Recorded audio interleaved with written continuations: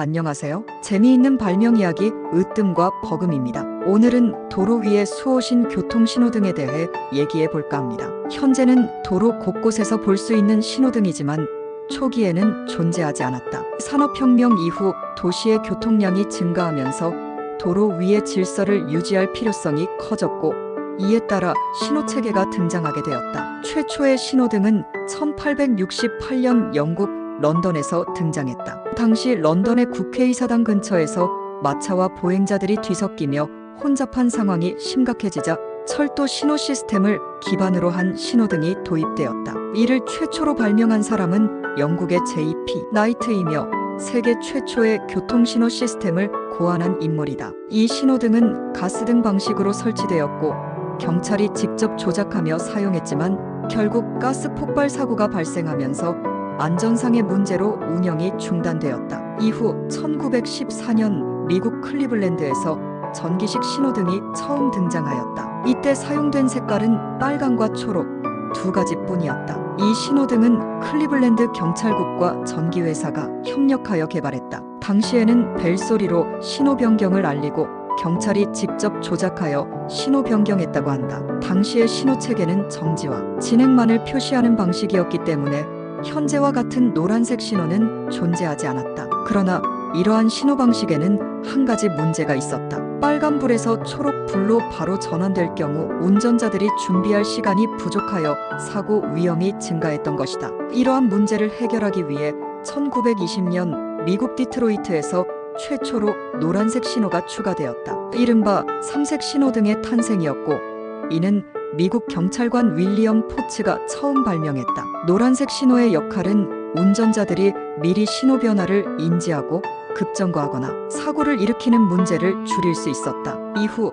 1923년 개선된 삼색 신호등이 특허를 받고 대중화되면서 세계 각국에서 표준적인 신호 체계로 자리 잡게 되었다. 현재 우리가 알고 있는 신호등의 삼원색 체계는 이렇게 정착되었으며 100년이 넘는 시간 동안 전 세계에서 사용되고 있다. 한편 우리나라에 신호등이 처음 도입된 시기는 일제강점기인 1940년으로 서울 종로 내거리에 설치되었다. 이 신호등은 오늘날과 같은 전기식이 아닌 기둥에서 삼색, 날개가 번갈아 튀어나오는 형태로 교통경찰이 수동으로 조작하는 방식이었다. 밤에는 전등이 없어 사용할 수 없었다고 한다. 광복 이후 미군이 상륙하면서 삼색 전기 신호기가 도입되어 도심에 하나둘씩 설치되기 시작했다. 당시에는 색깔 대신 서세요, 가세요라는 글자로 표기되었다고 한다. 자동차의 급격한 증가와 함께 1978년에는 센터 시스템을 갖춘 온라인 신호 시스템이 등장하여